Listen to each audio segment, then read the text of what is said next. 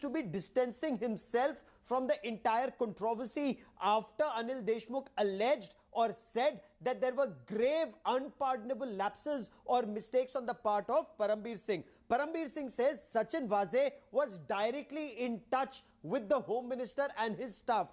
Again, is there any corroborative evidence to make this point?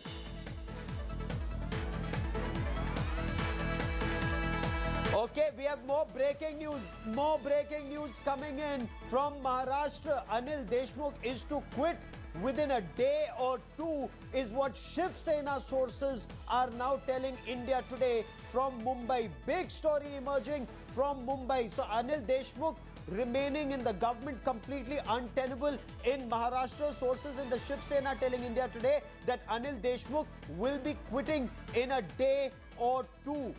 Just of course still some time back, before this letter came in public domain, it was being said that there is no threat to ministers or to the government, but now Shiv Sena itself saying that Anil Deshmukh may quit or is to quit in the next 24 to 48 hours.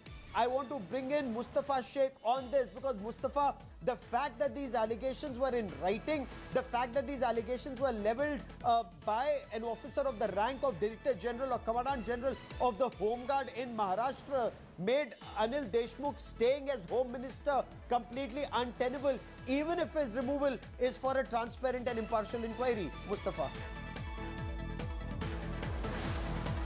Yes, Gaurav, the allegations were serious and the allegations were coming none other than the former top cop of Mumbai Police, Param Bir Singh. But what is important to understand in the part of Anil Deshmukh quitting is that whether he really quits in 1 or 2 days, because that will go on to show the power that Uddhav Thackeray exercises on Mahavikas Aghadi.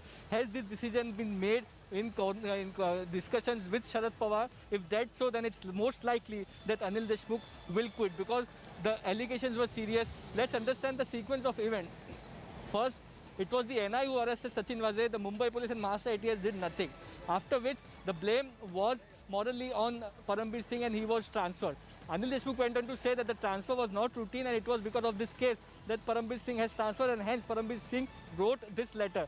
Before this, also, it was being discussed whether Anil Deshmukh should be changed, and Jayant Patil, the senior minister from NCP, had come out and said that there is no need to change Anil Deshmukh, he is doing good work. But then suddenly this letter shot by Param Bir Singh to Chief Minister and it comes out in public. Everything, every detail is in public and hence it is put the MVA government in a very embarrassing situation, and hence this decision is coming out from the Shiv Sena sources that Anil Deshmukh will be quitting in 1 or 2 days and somebody new will take his part. So whether Anil Deshmukh will be removed from cabinet or will be he be given some less important position, that is also important because the way the entire thing has played out has also gravely impacted the morale of Maharashtra police. If the allegations of corruption are true, then it goes to reflect very badly on the governance of the MVA.